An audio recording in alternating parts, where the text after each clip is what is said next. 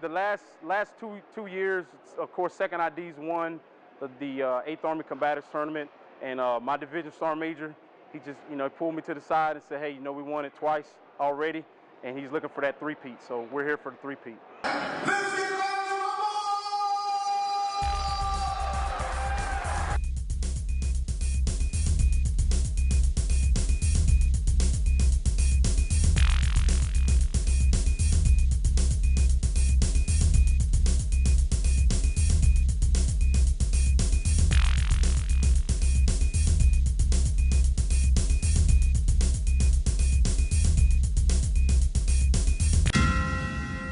How is it that you can be in one of the greatest fighting forces that the world has ever seen and not be able to win a fist fight?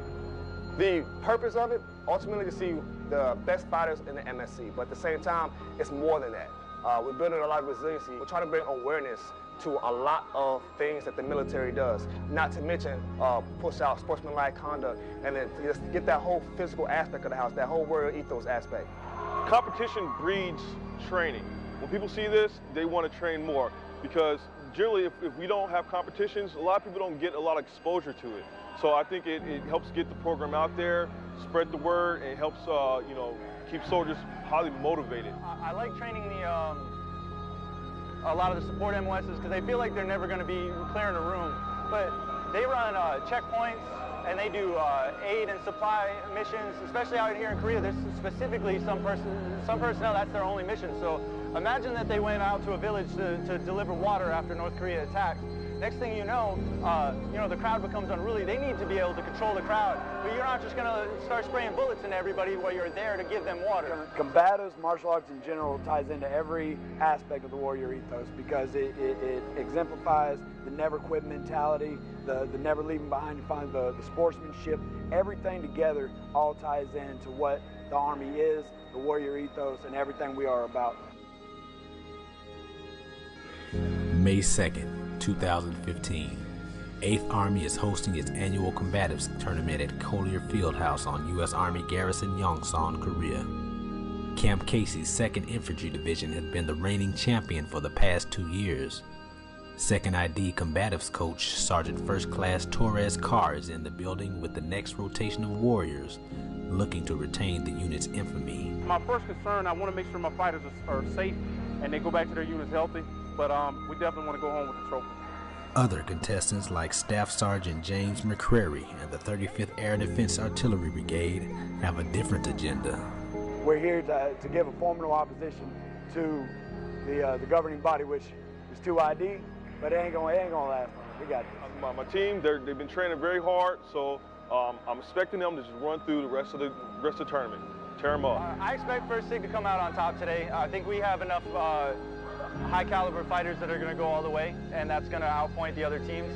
We have 7 weight classes. Each weight class we have males and females. The females will fight the males, females will fight females. It's no gender specific for this training. Everybody will fight everybody. You gotta break her guard.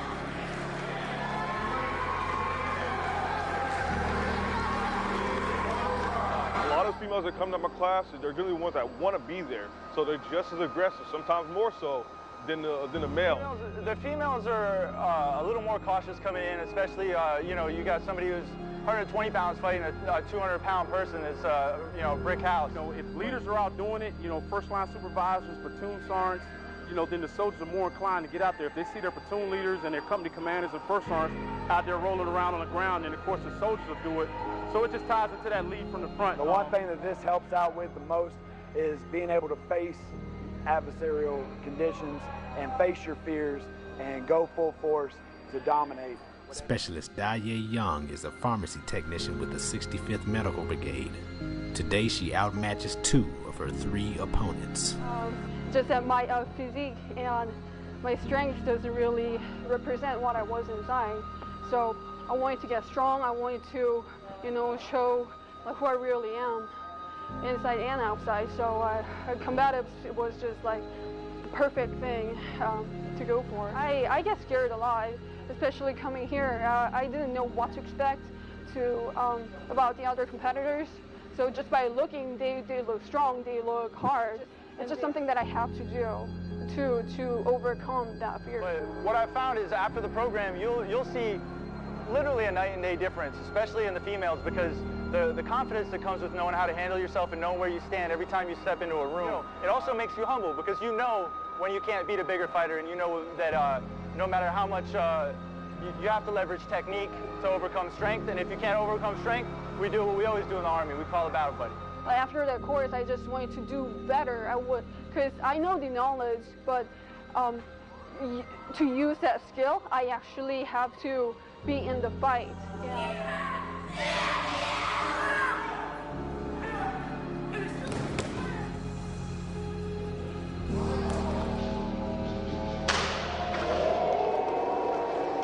We had some Korean newscasts coming here. We had the Hapkido Federation team. We had the UFC team. We had the Taekwondo team came. Lots of support from the community outside of Youngstown. We had the president, the CEO from Top FC. We had the president of the Hapkido Federation. Both of them was here at the same time. Yes.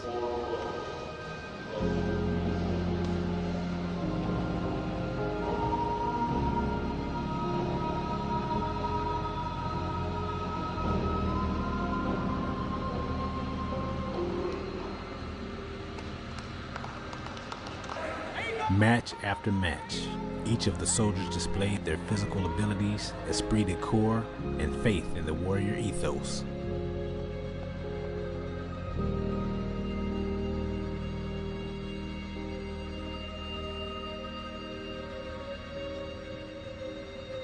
I will always place the mission first. I will never accept defeat. I will never quit.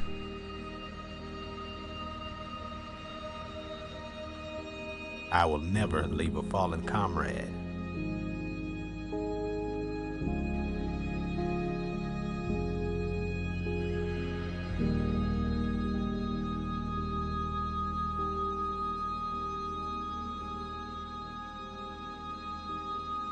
And in the end, many claimed medals of victory. But only one team rose above the others to take home the big trophy. This year's MSC winner and overall champion of the 2015 8th Army Combatives Tournament goes to Second ID! Again.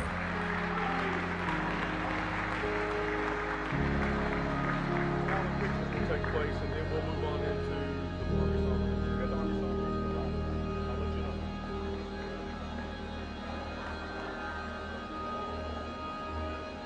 Thank you.